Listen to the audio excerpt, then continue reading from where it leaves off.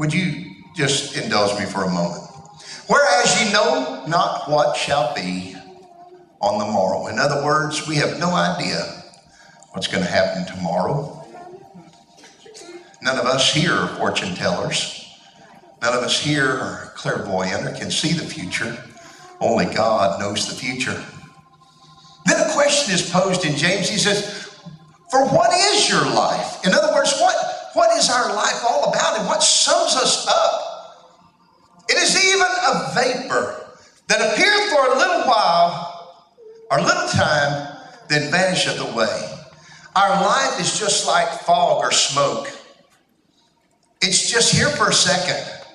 The apparition is just visible for a few seconds, and then it's gone. On the timeline of eternity, our lives only last a minute. What will you and I do with the minute in our lives? What will we do while we're here for a moment? What will we have said? What will we have contributed? What will we have done? What will be remembered of us? What is said of us today in our absence? What do people say when you come over and you come to their house or you go in their business or whatever? What do they say after you leave? I want everybody to take a moment of mental inventory and think in your mind, what do people say about you when you walk away from them?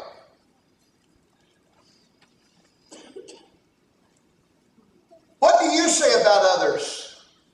It's probably a direct barometer of what they say about you as well. Because the Bible says, whatsoever man sows, that shall he also reap. Do you say when people come into your presence and leave, God, I thought they would never leave? Now, we've all been guilty of saying something like that. Or I never thought they would get through telling that story. Or I never thought they would come by here just unannounced. I want to say something to you for just a minute. I'm talking about a minute on the timeline of life. You're here. I have a captive audience on a Tuesday night. There are no classes. I have all the children. I have the young people. I have the college career. And amen, I have some old folks here tonight too. Amen, Brother Marlon. Us old folks, Marvin. Oh, we're here tonight, aren't we? I was still, hey, I'm not pointing at you. He said, we're here. Now, here's what I know. I don't know everything, Courtney, but I do know this. The fact that you are willing to give me the next few minutes of your time means you are giving me something more valuable and more precious than gold. The fact that you would even come and hear anything I have to say sends the highest compliment that one could ever give. I know you could choose to be anywhere else on earth, but the fact that you're here, the fact that you want to hear something that might bring you closer to God, that might empower your life, that might help you help somebody, says a lot about you. And it's a highly paid compliment to me. So I want to say thank you first. I appreciate you. I appreciate your time. I don't ever want to be a thief of your time or waste your time. And when I come into your house or I come into your presence or I come to your place of business or we just sit down and have a meal, I hope that when I walk away, you can have something good to say of me because I want to invest myself well through the benefit of your time. Of your time. Can somebody say amen? Amen? This is the craziest, wildest time of the year. All the crazy people are out. They let them out 2 or 3 days ago. And we're driving around today. And Sister Hudson, we're driving by and there's some people all waiting in a long line, Brother Ted, to get up to the intersection. And the light, Marvin, the light had not, it was a 1/10 of a millisecond that the light had turned to green, and there were several people laying on their horns.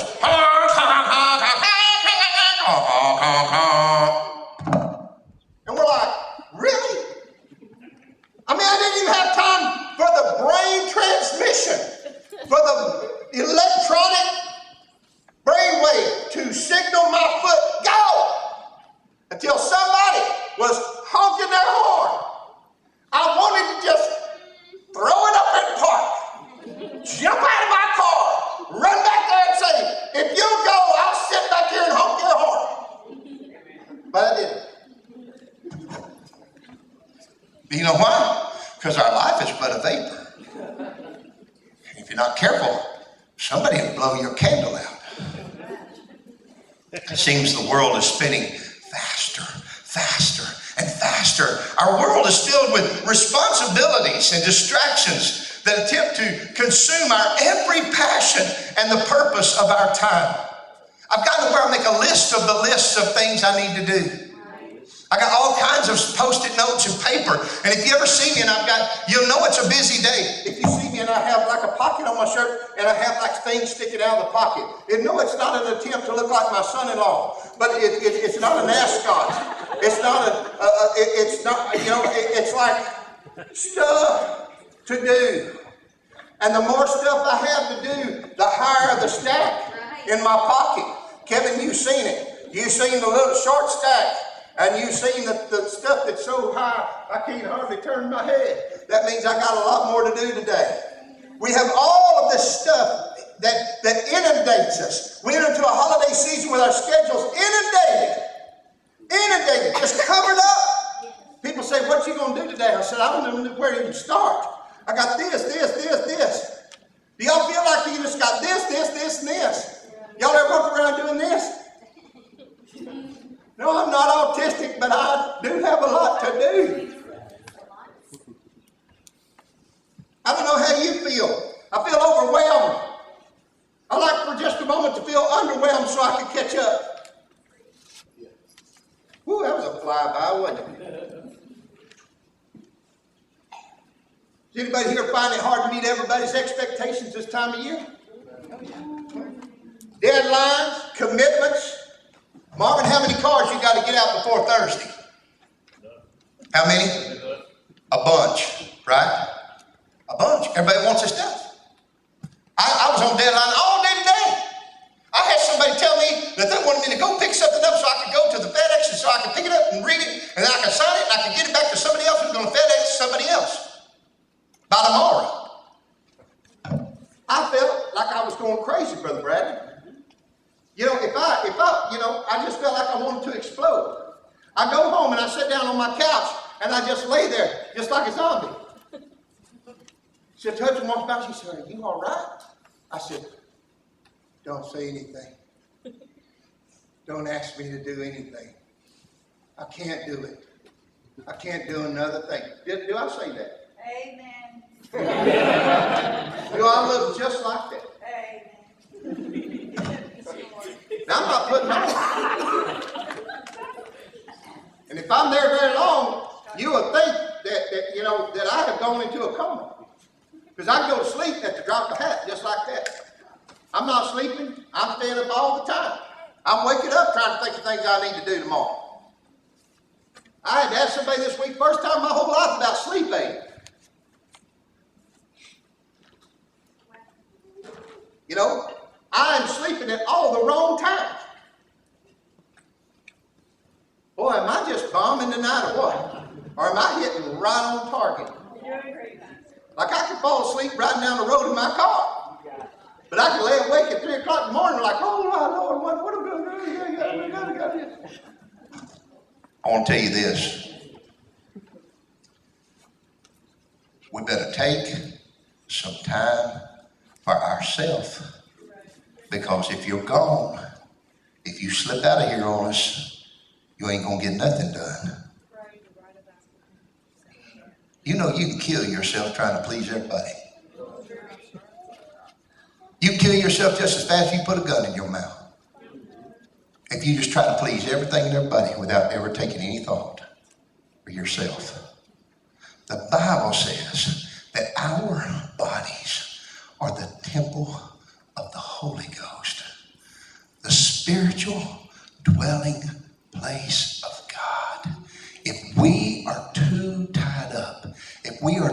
spent, if we are too just trying to please everything and everybody simultaneously, and we give no place for the comfort of the Spirit of God, and maybe this lesson just for me, that we are of no earthly or spiritual value to the world around us, because everyone here, everyone's life is but a vapor.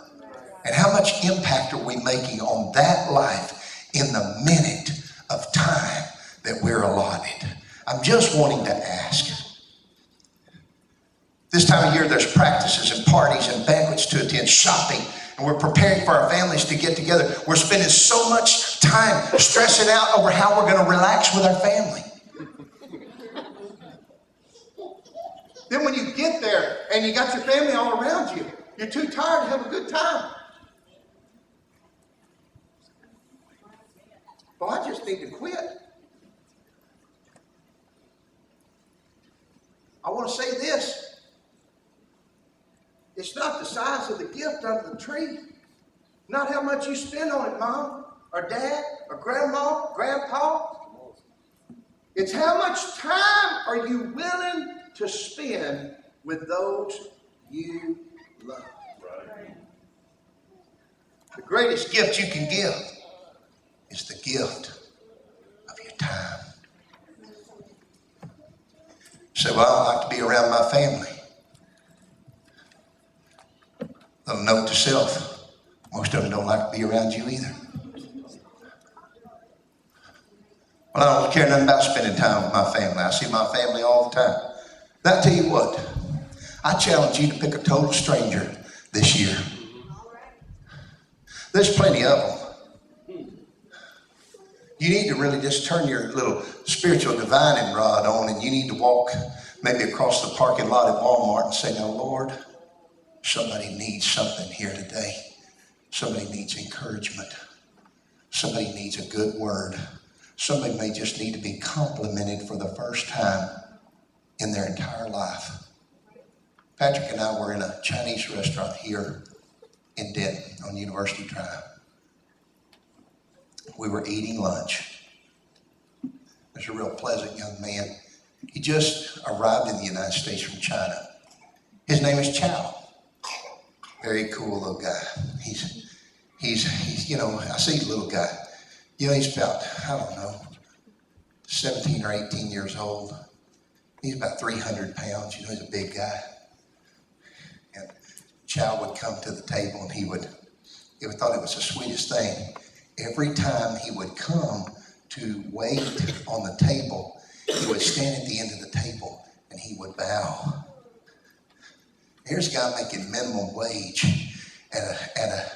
on the Chinese chow line here in Denton, who finds it appropriate to bow at your table. So I just thought it was the neatest thing. I never saw anybody do that. I'm not from China. You know, the people don't bow to you. People only bow if you're applauding. Huh? So this guy comes by to you. Could I ask you something? Get you something more to drink? You want more water? Yes. Bow.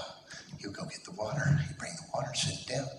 What? Can I get anything for you? This, that, and the other. I can't do Chinese. So anyway, he would ask. He would bow. He would ask. He would bow. He bowed 15 times because, you know, when we go to a restaurant, we want lots of stuff. And you know what? We probably asked the same thing of every other waiter or waitress, but it never held any more significance for me than when the guy, every time he served, he would bow. I'm sitting across from my son, and he likes to think he's tough. You know, sometimes he likes to put on tough guy deal. He ain't Shane. He's not tough. So I'm sitting there at the table, and I see tears running down the boy's face, and I said, man, you all right? He said, I just can't get over every time that guy sets something down on the table that he bows. He said, he don't owe us that. He don't owe us that. I said, you know, you're right. I said, I'll tell you what, we're going to leave him a good tip. So when Chow comes back to the table, I said, Chow, I want you to know something, son. You're the best server I have ever had. And you can look at me and tell that I have met a lot of servers. So you happen to be on the top 3 list of the most fantastic servers I have ever met. You are kind. You are quick about getting back to the table. He remembered my name and Patrick's name. He asked, your name, sir? Your name, sir? And we remembered his name too. I said, I want you to know how much I appreciate you serving us.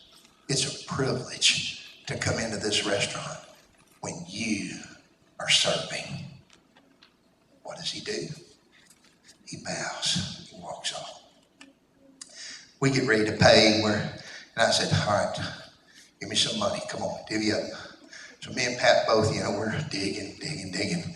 We put as much money on the tip as we did for the table. And Chow comes back, and he wouldn't look at the money. He threw a napkin over the check and the money. And he took the check with a napkin over the top of it, as not to give himself any room. And he sat there with tears running down his face, and he said, I thank you for the compliment. He said, for I have never been complimented before. Can you imagine? Can you just imagine for 1 minute? He walked off with tears running down his face. He said, thank you for the compliment. He said, because I have never been complimented before. You know what that cost?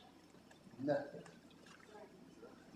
Not one thin dime did that cost. Do you know what it meant to him? It meant everything to him. So it doesn't matter how at the end of the day, how things roll. What matters is if you've made a difference in somebody's life by giving them something that may have actually cost you nothing. We just wanted him to be blessed. We just wanted him to know we appreciated it. So, and on all the list of gifts and all the things, we're trying feverishly to get all this stuff together and buy all this stuff, work overtime, save money, mortgage something so we can go buy another gift. Sometimes the greatest gift is the smallest thing and the thing that costs the least amount of money. Rick Warren, who is a prolific writer of many religious publications, who wrote The Purpose-Driven Life, The Purpose-Driven Church, said, you can always make more money, but at the end of the day, you can never make more time. Time. Tick, tock, tick, tock. The clock is racing toward the end of the day. And ask yourself, how fruitful have I been today? Have I been a blessing to anyone? If I am blessed, am I blessing anybody? It's more than just money, folks. It's more than just gifts under the tree. It's just simply sharing the love of God with somebody. And it's probably better that you don't even know them, because they walk away from that encounter saying, how in the world did they know? Don't you believe that God can quicken your heart and your mind to speak directly to someone by the Spirit of God, to say, I don't know what you're going through, but the Lord sent me over here to tell you everything is going to be all right. Do you know what that means to someone? Everything. Everything. Life seems to be filled with so many menial tasks. In the scheme of eternity, there are some things that won't mean anything at the end of your life and mine. I heard this week. It was one of the greatest things I've heard on social media in a long time. It was a young man who was preaching, obviously, a meeting to a church. He was kind of he was a real hip guy. And he was teaching and preaching to an entire congregation of moms, dads, and men, women, and children. And he said, let me tell you something, moms and dads. He said, we need to teach our children about the values that come from living for God, being in the house of God, placing priority on the kingdom of God. He said, it was never an option for us in our house as to whether we went in our kids' room and said, y'all want to go to church tonight? Was it ever an option at your house? It was never an option in mine. You know, my mom and dad said, hey, why aren't you ready? You know, you need to get ready 30 minutes ago, we're going to church. It was never asked in my house if we were going to the house of the Lord. I was just told, you know, what time to be ready. And I made myself ready. And I never struggled with that because I knew that were the rules of the house. Are there any rules of the house anymore? Whew, now I'm going to just get from right down there where the rubber meets the road and make everybody mad. Is there any rules at your house? Do you ask their kids if you want to brush their teeth? Do you ask them if they want to take a bath? Well, I'm not getting anywhere. Y'all don't leave. Stay for just another minute. Stay. He said it was never a question. It was always a rule. It's what we're going to do. He said, you know what? If you place more emphasis on some things in your children's life than you do the things of God, they'll gravitate to those things. He said, if you take little Johnny to every soccer practice in the world, at the end of the day, Johnny is never going to play professional soccer. He's going to be a mediocre to average player at best, and he can't even get a scholarship to the University of Phoenix for playing soccer. He's just mediocre. And yeah, there was this coach back when he was 8 years old that said he shows promise. But you know, now he's 12 and he's still not going anywhere. There are no scouts out there searching for you and your family. Nobody's stalking you. Nobody offering you a scholarship. You take that kid to the house of God. Teach him that going to church is more important than soccer practice.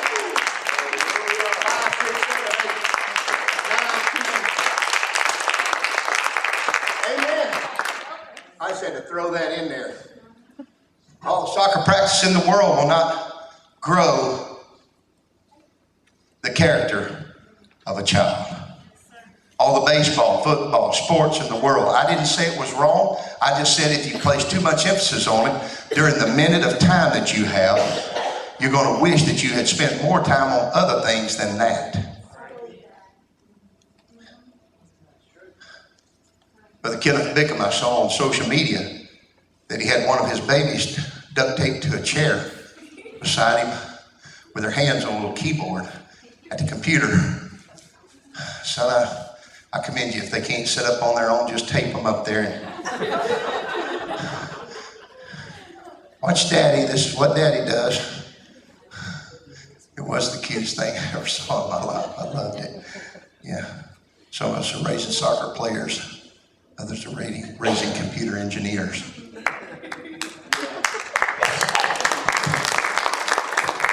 Some of the only kids in the church that say please and thank you.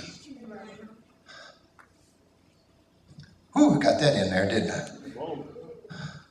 James said we don't have any idea what's going to happen tomorrow. All we got is today. Now let me tell you this. The clock on today is winding down. Now, is there any time for you to do something good today? Yes. Yes, yes, yes. Is there anybody, I don't know anybody that I could do something good for. Hey, look around, look around. You just look around. You just say, okay, now, Lord, years ago we sang this song, Lord, lay some soul upon my heart. We sang it just like that too. And love, that's real pitiful. That's so through me. Now, we don't sing real pitiful like that anymore. I don't know why we got away from that, because it really seems to strike a note in our heart when you hear that. Nevertheless, we need to just look around. There are plenty of people that are struggling. There are plenty of people who need a good word. There are plenty of people who could use a compliment. There are plenty of people who could use some help. There are plenty of people that you can just wrap your arms around and hug them today and say, if nobody else had told you today how much they love you, I love you. So I don't know if that'd make a difference or not. Hey, I'll tell you right now, you do not reap a harvest of nothing you ain't ever planted. You do not step out in your front yard one day and expect to see cantaloupe out there unless you went out there every day and planted some cantaloupe seed. You say, well, nobody ever hugs me. Nobody ever tell me they love me. Well, when's the last time you ever told anybody you loved them? When's the last time you ever hugged anybody? You know, it's kind of hard to hug someone and they'll never hug you back. Amen? Amen? Adam?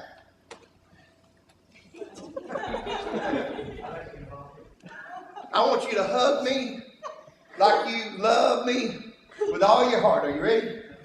Now, I know your arms won't reach all the way around, but that's all right. All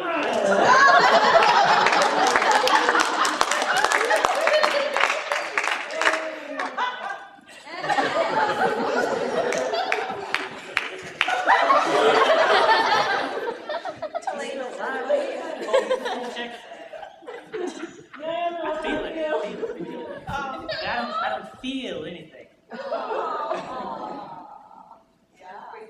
You know why? You know what? Hey, Steve. You know why I had to act that out? Because what I just did is not normal. There ain't nothing normal about that.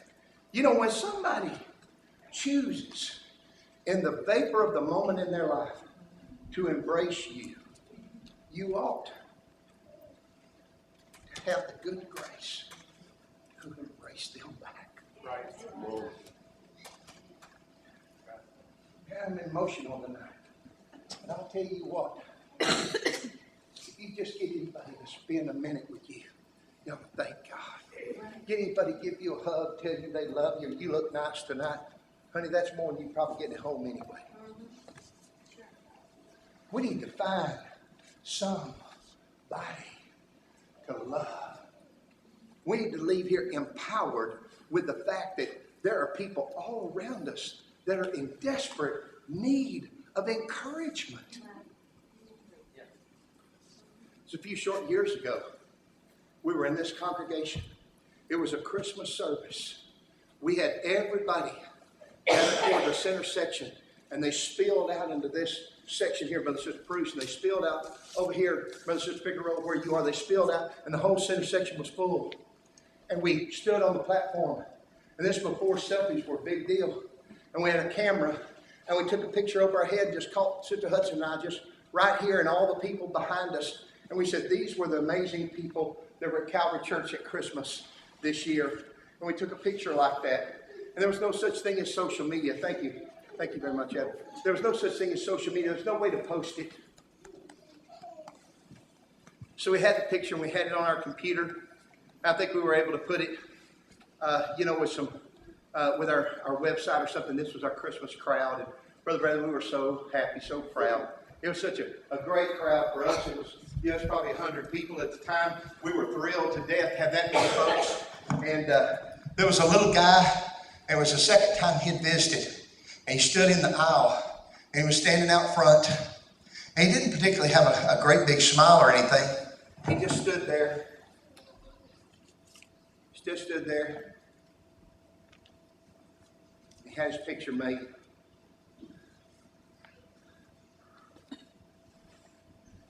Nobody really at the church had gotten to meet the guy and didn't sign a visitor card, but somebody at church knew him as a young man that was from their high school.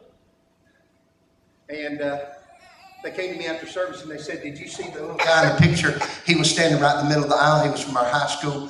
And I said, man, I did. I was so glad he was here. You know, there were so few people here. We were just glad to have everybody. I said, I'm so sad that I didn't get to meet your friend from school. That was like on the service before Christmas on like a night like tonight. Christmas had come 2 days later. The next Sunday, they walked up to me and said, I wanted to tell you my friend that was here Tuesday night at the Christmas service. He went home from that service and wrote a letter to his parents. And he said, I want you to know, Mom and Dad. He said, I've missed out. He said, I found love like I've never found before. He said, I went to church tonight and I felt the love that I've been searching for my whole life. He said, I'm just afraid to go back out into the world again because I'm afraid I'll not find it anywhere else. The boy took his life that night. He was gone. The last picture of him was standing right there in that aisle at a Christmas service, just like tonight. Between tonight and Christmas, he was gone. He was gone. He said, but I can leave this place knowing that I have found a love that I've looked for all my life. Let me say this. What if there were one person here tonight and we knew about it? And for some strange reason, the Lord would pull back the veil and let us see that there was a person here tonight hanging by a thread that just needed one of us to love them, compliment them, wrap our arms, invite them over for Christmas dinner, be their friend. I dare say every person in this house would go to that person before we left tonight to make a difference in their lives. So I'm just going to ask you tonight before you leave, would you stand with me? There may not be anybody in this sanctuary like that tonight, but we'll tell you what, there is somebody in Denton, Texas like that tonight. Maybe you know somebody who's really been going through it. Maybe you know someone less fortunate than yourself. Maybe you know somebody that maybe they've seen a little odd lately, under a lot of stress or a lot of pressure. You've even remarked they're just not themselves lately. I will tell you this. More than going to a department store and buying the most expensive gift you can find and giving them that this week, the greatest thing you could do is when you leave this place, get on the phone, text, email, instant message, whatever it takes to tell that person, hey, I was thinking about you tonight. And I just wanted to tell you that I love you and I'm here for you. And if you need anything, you can call on me. The moniker of our church was coined by a man by the name of John Maxwell. He said, people really don't care how much you know until they know how much you care. Maxwell goes around the United States and around the world, maximizing the potential of people, trying to get them to change their mind about how we treat others. I would just simply like to ask you this. It doesn't take a lot of money to bless somebody. As a matter of fact, Brother Marvin, it don't take any money at all. So dismiss that from your mind. So I don't have any great talent or ability that I can create something and give it to somebody. You don't need that either. Remember, life is but a vapor. Would you find somebody? You say, well, I don't know what I would give them. Trust the Lord and He will give you something. He will give you, Brother Anderson, the words to say. He will let you know exactly where to go, straight to the heart.